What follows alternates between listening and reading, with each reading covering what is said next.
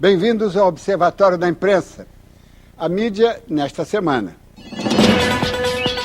Todas as decisões do STF são históricas, mas a manutenção da censura imposta ao Estado de São Paulo, além de surpreendente e chocante, converte a nossa Suprema Corte na grande referência para justificar a censura judicial. Assim como na ditadura, os militares consideravam-se legitimados a determinar o que poderia ser publicado ou não, agora temos os censores togados, escolhendo a seu bel prazer o que a imprensa pode informar. A grande vitoriosa foi a família do senador José Sarney, cujos negócios foram devassados pela Polícia Federal. O Estadão foi impedido pelo Tribunal de Justiça de Brasília a publicar os relatórios da PF, graças ao voto de um desembargador ligado à família Sarney. Agora, os magistrados do Supremo evitaram contrariar seus colegas do TJ da capital, sem se importar com a confusão que provocaram na cidadania. Se a justiça tornou-se uma corporação profissional, quem será a garantidora do Estado de Direito democrático? A instância que deveria ser a guardiã das garantias constitucionais, que é o Supremo Tribunal Federal, tem adotado decisões que são prejudiciais à integridade do regime democrático entre nós. O Supremo Tribunal Federal, no caso do Estado de São Paulo, ele deu um aval à censura prévia que é expressamente proibida pela Constituição da República em seu artigo 220, seja sob a forma prévia ou sob qualquer outra forma. A Constituição não admite isso e nós estamos vivendo um momento muito tormentoso do ponto de vista da integridade do Estado Democrático de Direito que a Constituição de 88 instituiu. Se esta é mesmo a era da comunicação, é imperioso comunicá-la. Comunicá-la e discuti-la, sobretudo nos seus aspectos concretos e imediatos. No entanto, os veículos de comunicação são geralmente reservados. Não gostam de se discutir, como se os comunicadores tivessem receio dos comunicados. O maior mérito da primeira Conferência Nacional de Comunicação, a CONFECOM, é a sua própria realização. Convocada pelo primeiro setor, o governo, teve entusiástica adesão do terceiro setor, as entidades não governamentais. Mas o segundo setor, a iniciativa privada, inicialmente cauteloso, acabou se afastando definitivamente. Das 7 corporações empresariais da mídia, apenas uma participou do evento. Ponto para ela.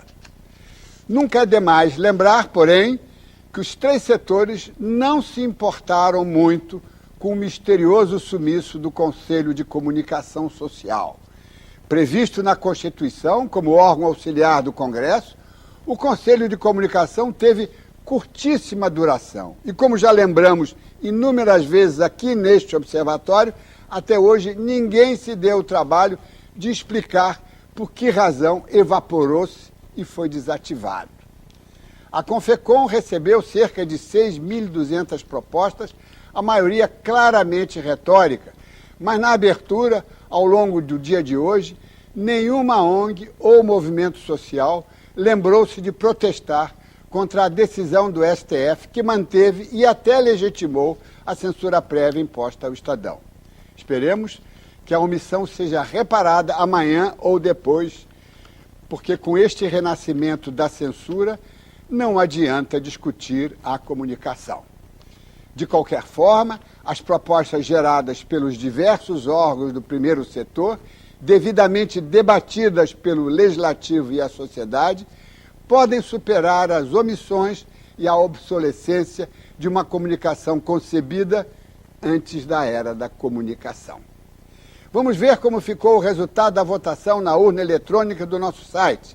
A pergunta era: a mídia tem conseguido vincular as catástrofes ambientais no Brasil ao processo de mudanças climáticas? Ao todo foram 484 votos. 17% responderam sim e 83% acreditam que não. A pergunta desta semana é: a que atribuir a ausência da maioria das entidades empresariais da CONFECOM?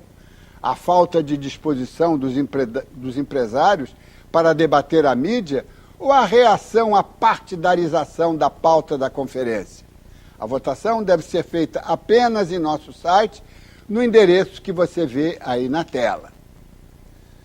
A primeira Conferência Nacional de Comunicação, que está debatendo os rumos da mídia brasileira, pretende ser o ponto de partida para mudanças do setor. As propostas têm como objetivo auxiliar o Congresso na elaboração de uma nova legislação. O próprio presidente Lula abriu o debate na Conferência Nacional de Comunicação, em Brasília. A indústria da comunicação sempre trabalhou com um modelo vertical, que podia ser resumido da seguinte forma: alguns poucos escreviam, falavam ou exibiam para muitos, que apenas liam, ouviam ou assistiam. Ou seja, um modelo em que havia, de um lado, um núcleo ativo de produtores e, de outro, uma massa passiva de consumidores.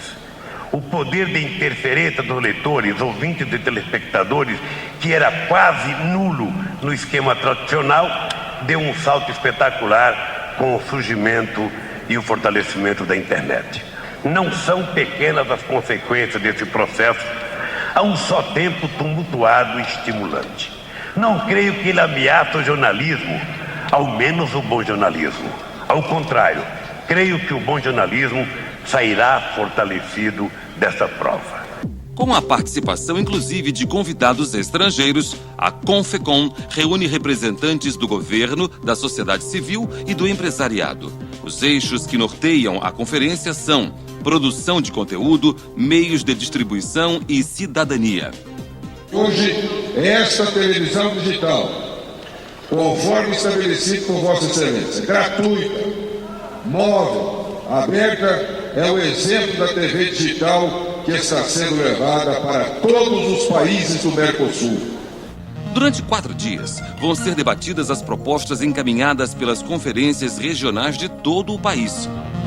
Os principais temas são a criação de mecanismos de fiscalização dos setores de rádio e TV, a proibição de outorgas de rádio e TV para ocupantes de cargos públicos, a descriminalização e a regularização das rádios comunitárias, a criação de canais de TV do Poder Executivo, da Cultura e da Cidadania, o combate ao proselitismo religioso, a reserva de verba publicitária para rádios e TVs comunitárias, pequenos jornais e internet, e a distribuição igual das concessões de rádio e TV com tecnologia digital para os sistemas público, privado e estatal. Existe muita falta de transparência nesse setor de comunicações, em particular um aspecto que deveria ser público e as informações deveriam ser de fácil acesso, que são informações relativas às concessões de rádio e televisão. As emissoras de rádio e de TV são concessões públicas, ou seja, são empresas, mas que exploram um espaço público. Então, eles têm um vínculo com o poder público, por consequência, um vínculo com a sociedade, e, portanto, elas deveriam ser mais transparentes. Agora, não apenas elas deveriam ser mais transparentes, como as informações que estão junto ao Ministério das Comunicações deveria ser mais transparente. Em agosto, vários representantes das empresas de mídia se desligaram da conferência. A justificativa foi a possibilidade de aprovação de teses consideradas restritivas à liberdade de expressão e de livre associação empresarial. A ABERT, Associação Brasileira de Rádio e Televisão, divulgou uma nota explicando a desistência. Os principais jornais também criticaram a participação do governo na conferência de mídia.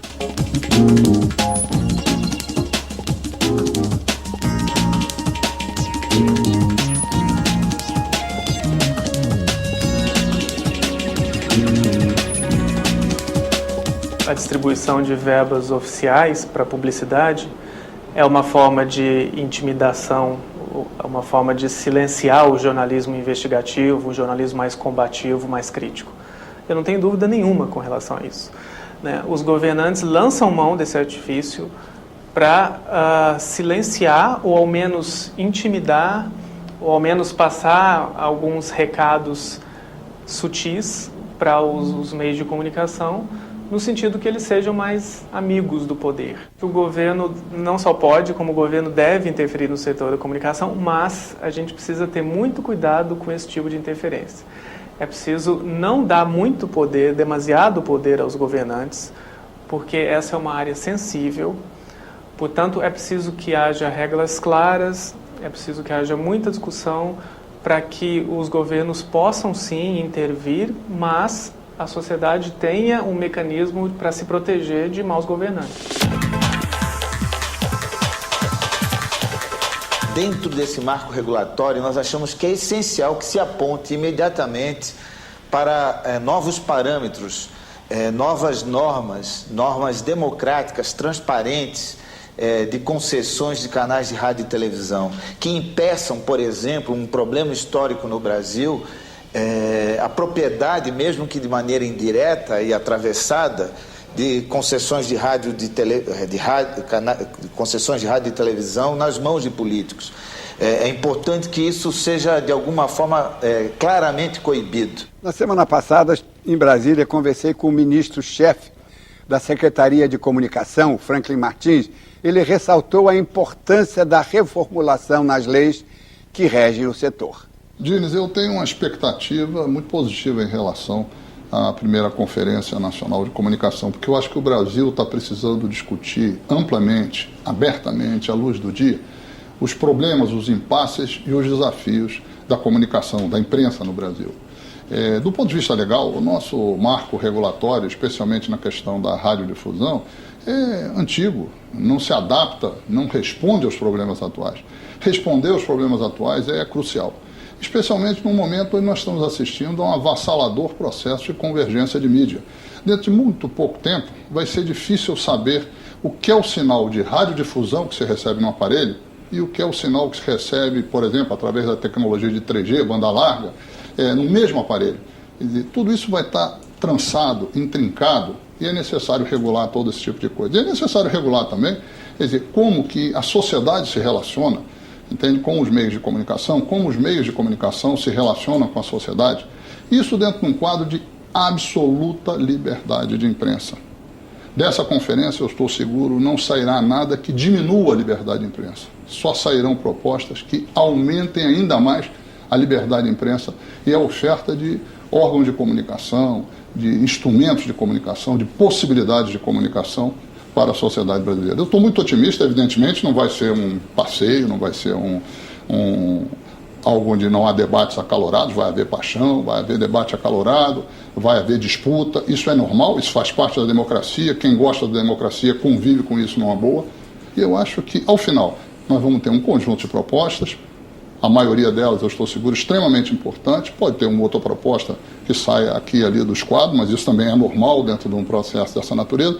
E isso vai ser enviado, primeiro, para o Poder Executivo, para o Poder Legislativo, e vai ser devolvido a toda a sociedade para que nós possamos discutir ainda mais. Se você me disser qual é o ponto principal que eu acho que sai dessa conferência, é que o tema da comunicação volta à agenda nacional. Uma das maiores preocupações da Federação Nacional dos Jornalistas, a FENAJ, nesta Confecom, é a volta da regulamentação da profissão. Nós, jornalistas, estamos sendo vítimas de uma interpretação absolutamente equivocada desse conceito da liberdade de imprensa e da liberdade de expressão. Uma confusão que, por exemplo, está servindo para desregulamentar a nossa profissão, em função principalmente das decisões recentes do Supremo Tribunal Federal, decisão relativa ao fim da lei de imprensa, a extirpação total da lei de imprensa, e não substituindo a lei por uma nova lei democrática, e em especial a decisão que acabou com a necessidade da formação específica universitária para exercer a profissão de jornalista.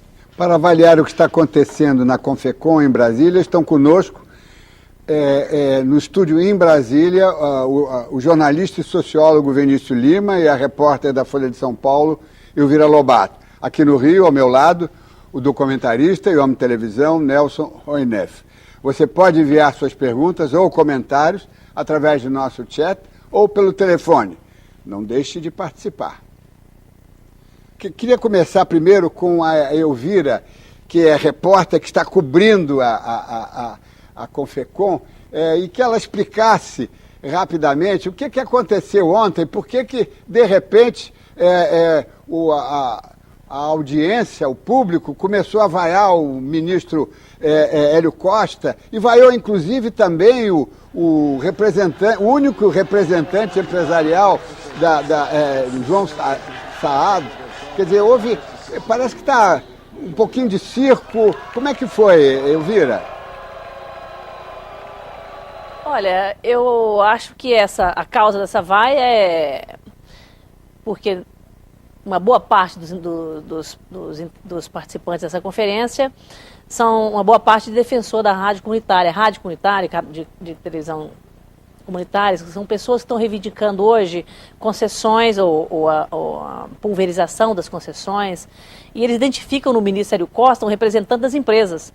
Tanto que eles gritavam exatamente isso, que Hélio Costa, todo mundo sabe que a empresa é seu patrão. Então, acho que reflete uma forte presença desses representantes, dessas pessoas vindo do país inteiro, que reivindicam hoje principalmente rádios comunitárias e a legalização de rádios que são piratas, e que reivindicam também a concessão de canais abertos para canais universitários e canais comunitários. Acho que é isso que explica por que a vaia ao Saad e ao ministro. Não, mas o Saad foi o único empresário que participou, o único empresário de expressão, não é?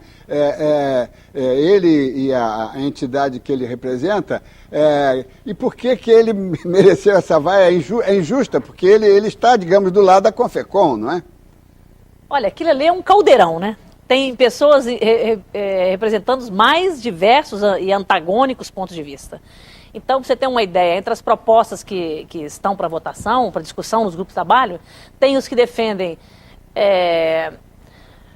a volta da exigência do diploma jornalista, os que defendem o fim da exigência, a manutenção da situação atual, ou seja, que não seja mais exigido o diploma jornalista para o exercício da profissão. Os que defendem, por exemplo, que a volta da Telebrás como operadora de uma rede de banda larga, e os que defendem que a banda larga seja, os que não querem de maneira alguma a presença de intervenção estatal nessa área. Então, aquilo tem ponto de vista para tudo. E eu achei, pelo que eu identifiquei ali, que a predominância das manifestações vem desses grupos que reivindicam hoje ou um canal de televisão para uma comunidade ou rádio. Então, por isso que foram ali impiedosos com o Saad. Vinícius Lima... As emissoras privadas são adversárias, né?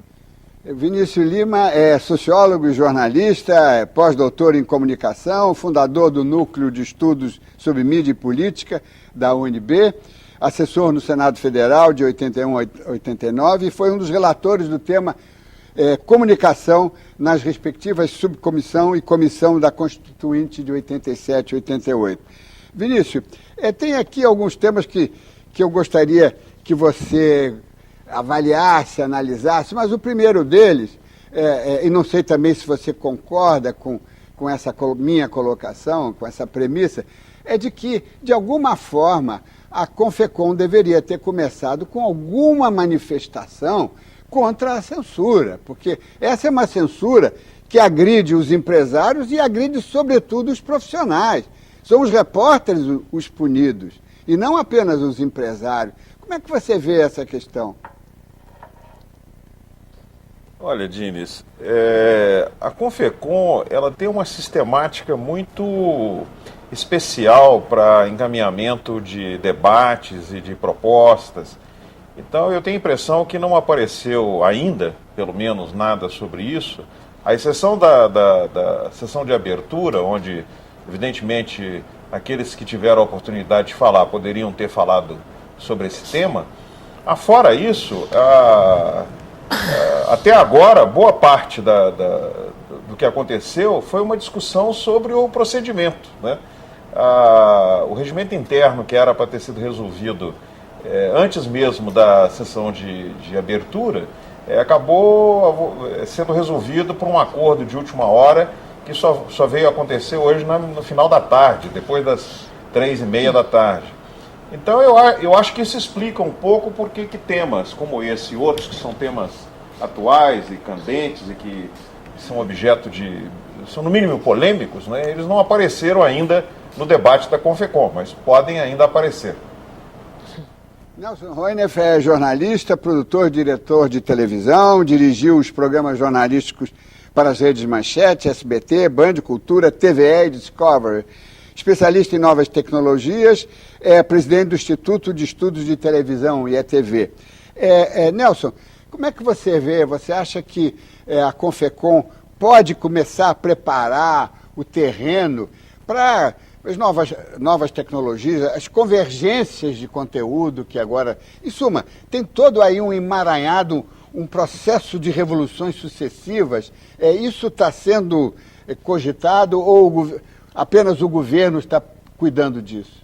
Isso poderia ter sido feito, né, Dines? Mas muito dificilmente o será. Você vê a própria maneira como a Confecom está sendo conduzida, você vê até ajudando você e a Elvira, o Johnny Saad foi vaiado exatamente porque ele, sendo o único empresário que se dispôs a participar da Confecom, quer dizer, saiu a entidade que representava todas as outras emissoras, ficou a Abra que representava ele, mas ele passou a manhã inteira ameaçando cair fora da Confecom exatamente pelas questões de encaminhamento. Quer dizer, como Vinícius disse agora há pouco, até agora há pouco estava sendo discutido as questões de encaminhamento. Quer dizer, dessa maneira, né, da forma como é organizada, muito dificilmente a Confecom vai abrir caminho para todos esses aspectos que você abordou.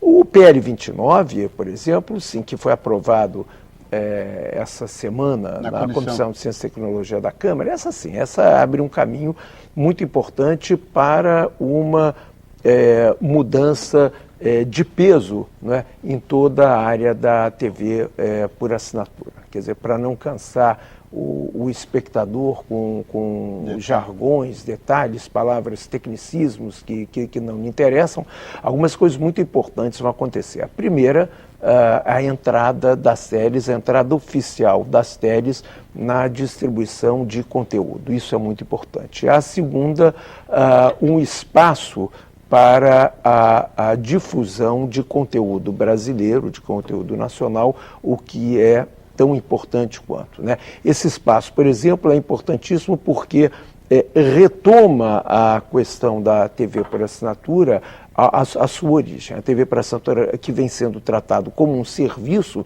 ela não é simplesmente um serviço em lugar algum do mundo. Apenas o Brasil passou a ser tratado como um serviço. Então, o PL 29, nesse sentido, vai agora em 2010 para o Senado, então ainda há um longo caminho pela frente, mas aí sim, essa convergência tecnológica que você se refere pode estar sendo discutido num nível bem mais amplo. Vamos fazer uma pausa e voltamos já. Estamos de volta. Hoje o Observatório da Imprensa avalia o que está sendo discutido em Brasília na Confecom. No exterior, os meios de comunicação são fiscalizados bem de perto pelo governo e pela sociedade, como mostram os correspondentes Caio Blinder e Cílio Bocaneira. A Comissão Federal de Comunicação dos Estados Unidos, a FCC, e a Comissão de Queixas da Imprensa do Reino Unido, PCC, siglas parecidas, ilustram dois modelos de controle, supervisão e regulamentação dos meios de comunicação.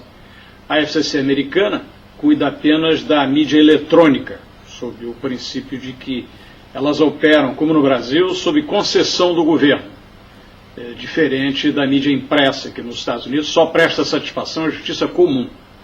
Assim, empresas de televisão e rádio nos Estados Unidos são obrigadas a seguir padrões gerenciados pela entidade governamental, a FCC, em cima de leis aprovadas pelo Congresso. O poder regulatório da Comissão Federal de Comunicações dos Estados Unidos, ou FCC na sigla em inglês, está em uma encruzilhada histórica. O que ela deve fazer para ajudar a salvar a velha imprensa? E como manter o sinal verde para inovações tecnológicas sem incentivar monopólios de comunicação, favorecer determinados setores e preservar os interesses dos consumidores? A importância da FCC é patente não apenas com esses desafios, mas diante da filosofia de mais ativismo regulatório do governo do presidente democrata Barack Obama. A FCC é uma agência independente e entre seus 5 comissários, o partido no governo não pode ter mais de 3 integrantes. Hoje são 3 democratas e 2 republicanos. O primeiro grande teste da FCC, sob o comando de Julius Genachowski, é o exame regulatório da fusão entre a gigante de cabo Comcast e o conglomerado de mídia e entretenimento NBC Universal. Aqui, deste lado do Atlântico, o Reino Unido controla os meios eletrônicos com uma estrutura parecida chamada Ofcom, mas oferece um modelo peculiar de supervisão da mídia impressa. É a Comissão de Queixas que examina reclamações contra supostos abusos de jornais e revistas. Pessoas comuns, celebridades, políticos, qualquer um pode apresentar queixa. Um comitê de 17 pessoas examina o caso, com base num Código de Ética Nacional, subscrito pelos órgãos de imprensa. A maior parte dos membros dessa comissão não tem ligação com a imprensa, é gente de representantes de diversos setores da sociedade, e é bom lembrar que se trata de um órgão de autorregulamentação, nada a ver com o governo. Se o caso é decidido contra a imprensa, contra o jornal ou uma revista, eles se comprometem a publicar o que o relatório crítico da comissão concluiu. Ninguém é preso ou multado, mas como o Código de Ética faz parte até do contrato de trabalho dos profissionais, e a PCC ganhou o respeito dos jornalistas e do público, uma violação séria pode comprometer a carreira do profissional, para nem falar então da sua reputação. Vinícius Lima, eu queria esses 2 tópicos trazidos pelos correspondentes Caio Blinder e Círio Bocaneira são extremamente importantes, quer dizer, 2 modelos de funcionamento de entidades que acompanham ou controlam ou regulam a atividade, sobretudo da mídia eletrônica. O que nós podemos fazer para chegar lá? Inclusive, há algumas propostas na Confecom, no sentido de se criar mecanismos municipais, estaduais e federais de observação, mas o que pode sair de concreto e de positivo, já que, inclusive, nós demos um passo atrás nos últimos 2 anos, porque acabamos com a única coisa que existia, que era o Conselho de Comunicação Social. Dini, você sabe que no processo constituinte de 87 e 88, a proposta que foi mais problemática, tanto na subcomissão específica de comunicação, ciência e tecnologia, como depois na grande comissão que englobava educação, comunicação, esporte, cultura, etc., foi exatamente a proposta de criação de um conselho de comunicação nos moldes da FCC americana, né? Nunca se conseguiu isso no Brasil. Um acordo de última hora, articulado pelo então deputado federal Arthur da Távola, conseguiu incluir a criação do Conselho de Comunicação Social como órgão auxiliar do Congresso Nacional, vinculado fisicamente, estruturalmente ao Senado. Você sabe, grande parte do nosso público sabe, que esse órgão foi criado, houve uma proposta de lei de regulamentação que foi votada 3 anos depois da Constituinte, 91, mas o Conselho só foi instalado 12 anos depois e funcionou precariamente durante 2 anos. E depois praticamente não funcionou mais. Há pouco tempo fez 3 anos que ele não funciona. Então, na verdade, o que eu quero dizer é que nós não temos tradição de debate entre os diferentes atores interessados na área no nosso país, né? Eu acho que o que está acontecendo agora, especificamente com a retirada de 6 das 8 representações empresariais ainda lá na etapa de decisão da temática, de como que deveria ser o regimento interno e tal da conferência, mostra isso. Nós não temos uma prática de debate. Então, eu acho o caminho é muito longo para poder ter alguma coisa parecida com o que existe nos Estados Unidos ou na Inglaterra. Eu, pessoalmente, não sou otimista. Elvira Lobato, a Célia Ribeiro de Aracaju, Sergipe, ela por telefone manda uma pergunta para você. Como estão as discussões e a relação ao domínio dos meios de comunicação pelas igrejas? Bom, as discussões ainda não começaram, como a gente ainda viu ainda há pouco. Até o final da tarde, os integrantes lá da conferência estavam voltados basicamente para questões regimentais. E eu não vi nas propostas, nas mais de 1.400 propostas que vão ser discutidas, muita coisa relevante em relação à igreja, não. Vi ali que tem uma preocupação que as concessões tenham um caráter laico, uma proposta de que haja um canal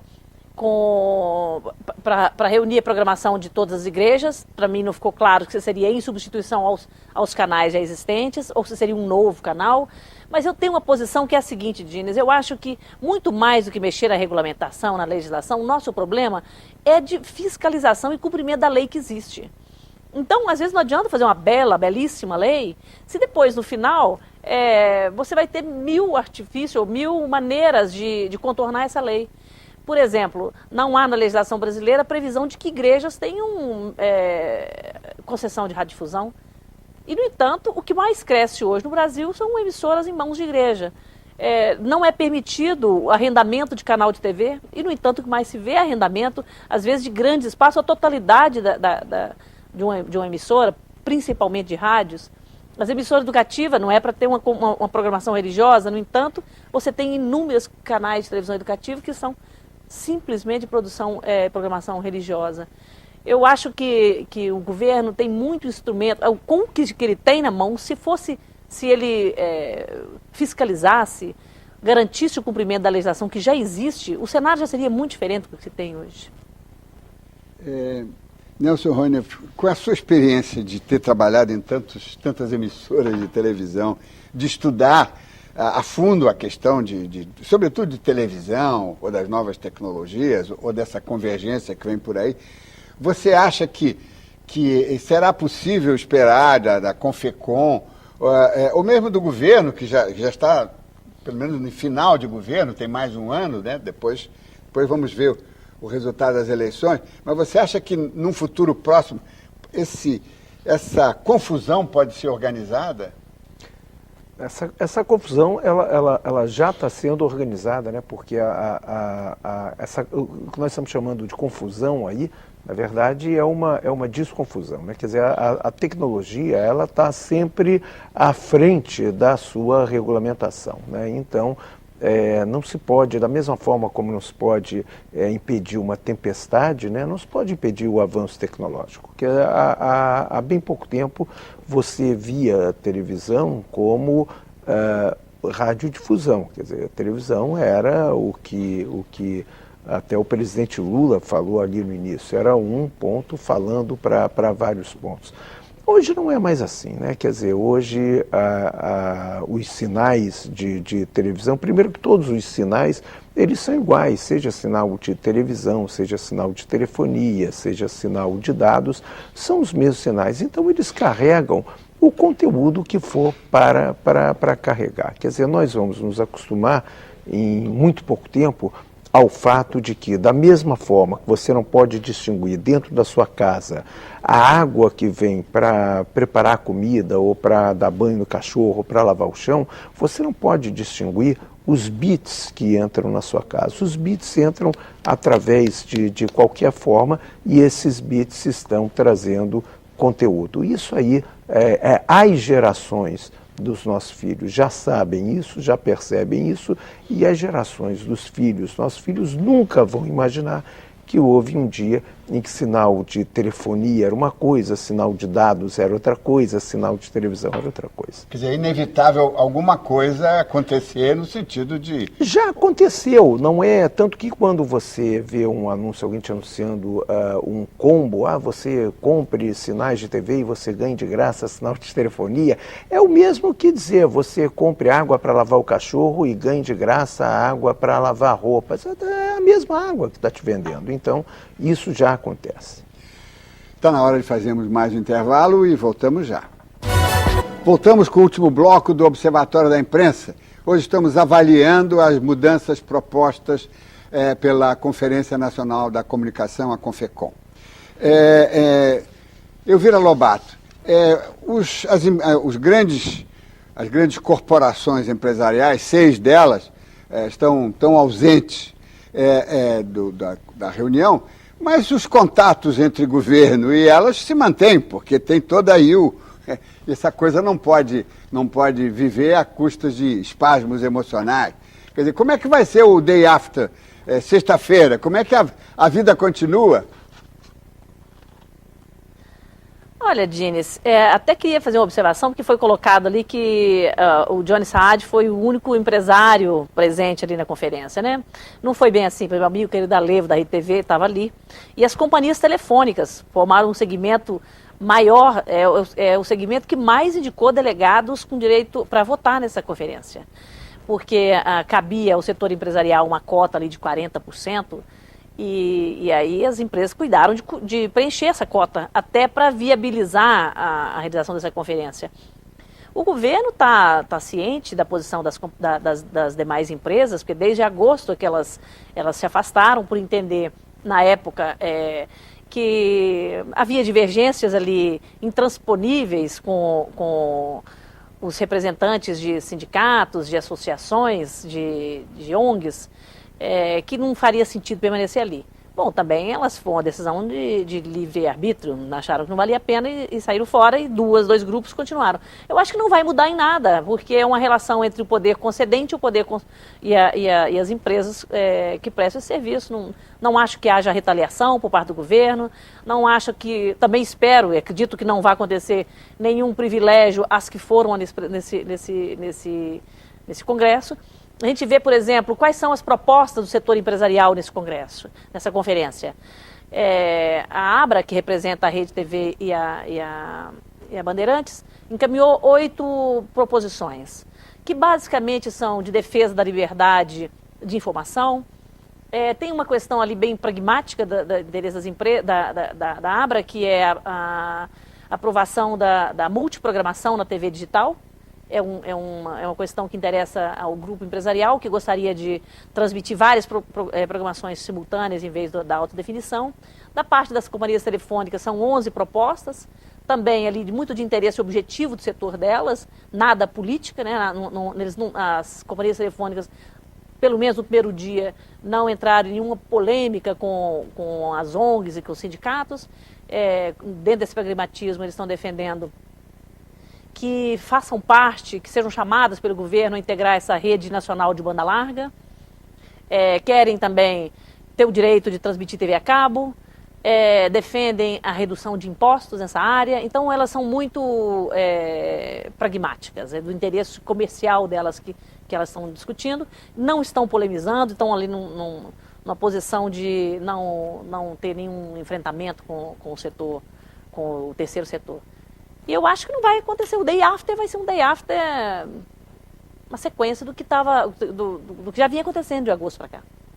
Vinícius Lima, a Elvira mencionou, digamos, esse interesse visível já com o número de delegados das operadoras de telefonia que estavam ali já certas de que realmente elas breve serão autorizadas a transmitir o conteúdo da TV a cabo. Mas aí tem uma questão que é apenas para provocar um debate, não é? E tem aí uma lógica também. Ora, se as televisões a cabo, elas precisam são concessão, por que as telefônicas que vão retransmitir o noticiário da TV a cabo, elas não têm concessão. Não se cria aí um problema de isonomia? Como é que você vê essa questão?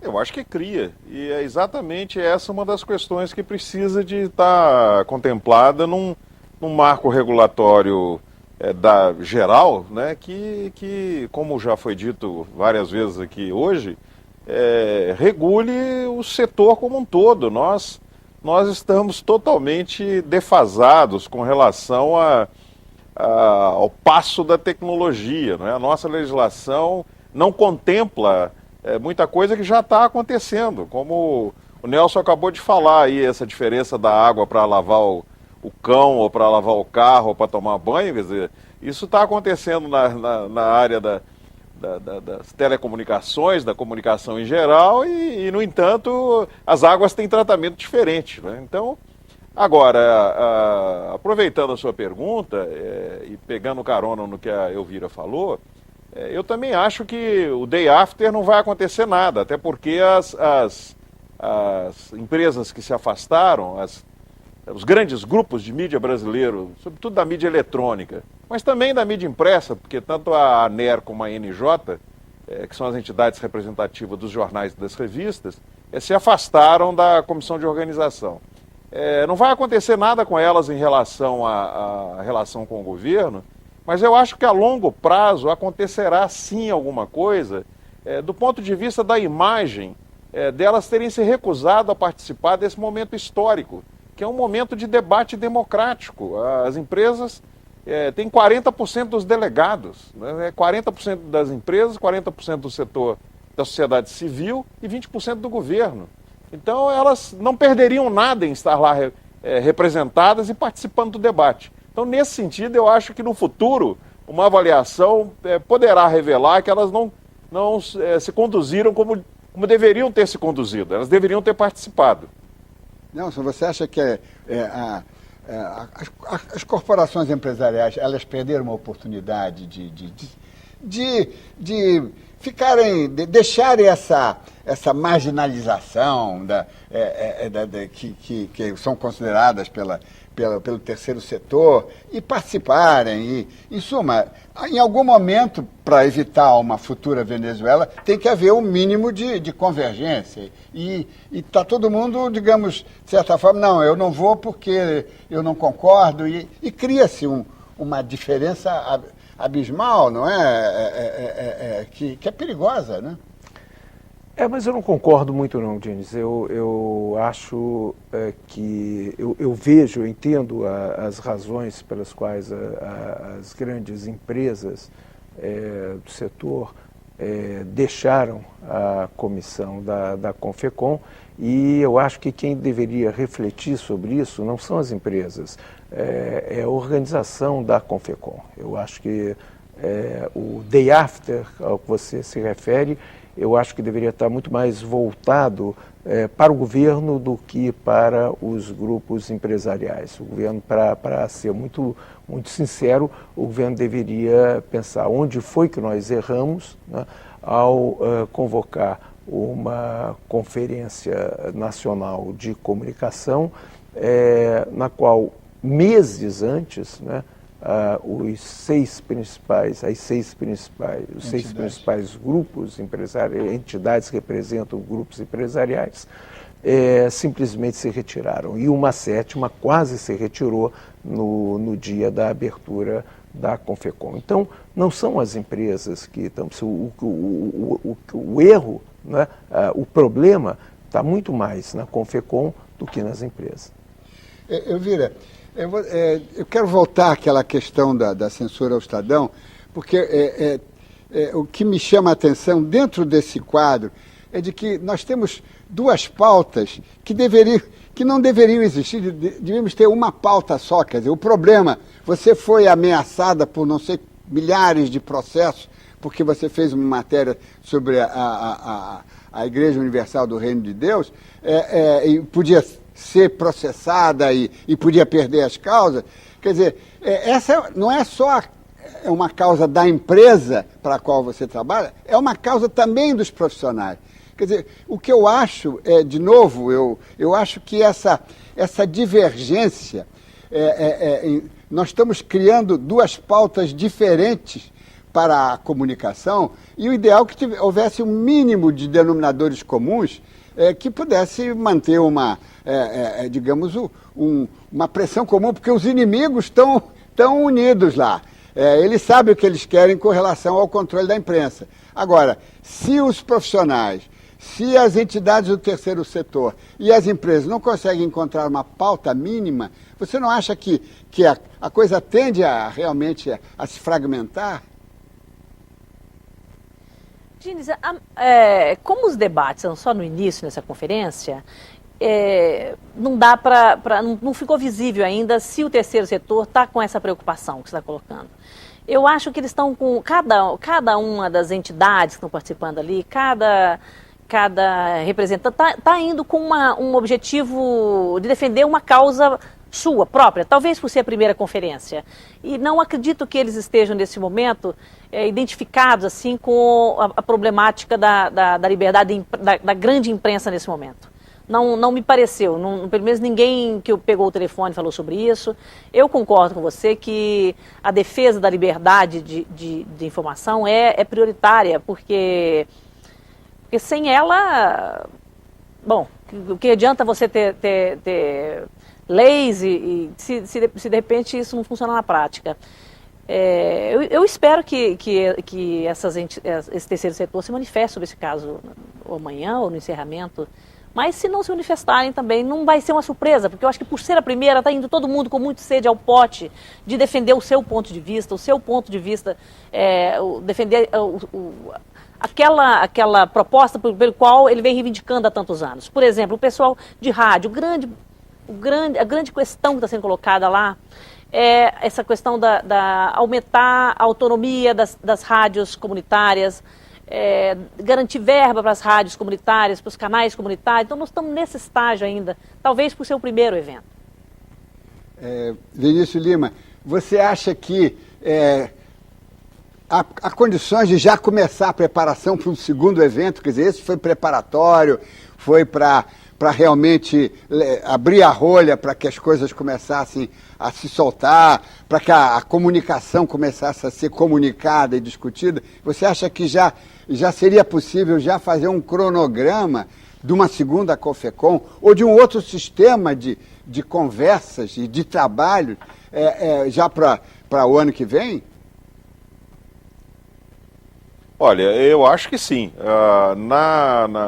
Nas falas da sessão de abertura, da solenidade de abertura, mais de um orador fez referência ao fato de que essa era a primeira e que deveria constar da pauta dessa já o agendamento da segunda, né? E outra coisa, Dines, é que eu acho que é inevitável que os atores interessados conversem, né? Nesse ponto eu discordo do Nelson, porque eu acho que a preocupação não tem que ser só do governo. A preocupação tem que ser de todos os atores, inclusive do governo, né? Porque as entidades se afastaram quando o processo estava começando e elas estavam muito bem representadas na comissão de organização em condições de fazer uma disputa dentro dessa comissão e fazer prevalecer, inclusive, seu ponto de vista, mas elas se afastaram. Então, eu acho que não há outro caminho. Essa conversa vai ter que existir e uma segunda CONFECOM, a exemplo do que já ocorre em outras áreas, como educação, saúde, e 60 áreas diferentes nesse país têm conferências nacionais sem que isso seja nenhum problema, né? É claro que a nossa área é uma área, por natureza, mais complexa, porque envolve um direito fundamental, básico, né, que é o direito à liberdade de expressão. Mas eu acho que é inevitável, os atores terão que conversar. Nelson, você acha que está convencido pelo Vinícius de que realmente será possível vencer essas dificuldades e começar a ter um mínimo de comunicação sobre a comunicação? Não, que será possível, eu não tenho dúvida, né? Nós todos torcemos para que seja possível. Acho que nenhum de nós gostaria de ver se repetir uma conferência nacional de comunicação sem que as principais entidades, né, as principais empresas, os principais grupos, sejam eles de televisão, de rádio, de jornal, de revista, e sejam presentes, né? Quer dizer, essa é uma experiência pela qual nenhum de nós gostaria de passar outra vez, né? Então, que há algo de errado, há, né? O fato de nós termos montado essa conferência, o governo ter montado essa conferência e as principais entidades terem caído fora dela, significa tapar o sol com a peneira, que não dá. Se não está tudo certo, as entidades que não querem conversa, não é bem assim. A gente tem que ver aonde que o governo errou para que na segunda Confecom o diálogo se dê de uma outra maneira. Chegamos ao final de mais uma edição do Observatório da Imprensa.